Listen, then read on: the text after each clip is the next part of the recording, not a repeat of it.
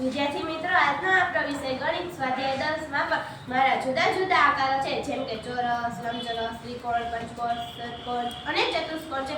આ બધાની લંબાઈ અને પહોળાઈ શોધીએ તેને માપન કહે છે. તેના વિશે આપણે જાણકારી મેળવીશું. હું સબાજુ ત્રિકોણ છું. મારે ત્રણેય બાજુના માપ સરખા છે, તેથી મારી પરિમિતિ શોધવાનું સૂત્ર 3 ગુણ્યા બાજુની લંબાઈ. હું ચોરસ છું. મારી ચારેય બાજુના માપ સરખા છે. મારી ચારેય બાજુના સરવાળાને પરિમિતિ કહે છે, તેથી મારી પરિમિતિ શોધવાનું સૂત્ર 4 ગુણ્યા બાજુની લંબાઈ છે. હું લંબચોરસ છું. મારી લંબાઈ અને પહોળાઈ જુદી જુદી હોય છે.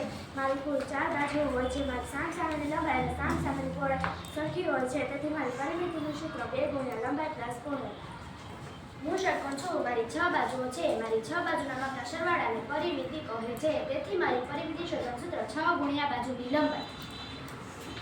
હું ચતુષ્કોણ છું. મારે 4 બાજુ છે. મારી ચારેય બાજુના સરવાળાને પરિમિતિ કહે છે, તેથી મારી પરિમિતિ શોધવાનું સૂત્ર 4 ગુણ્યા બાજુની લંબાઈ છે.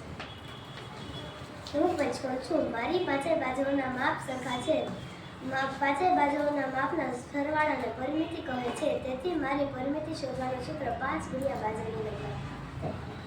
હું લંબચોરસ છું. મારી બંધ આકૃતિનો સપાટીનો જેટલો ભાગ લો કે તેને મારું ક્ષેત્રફળ કહે છે. મારું ક્ષેત્રફળ શોધવાનું સૂત્ર લંબાઈ ગુણ્યા પહોળાઈ છે.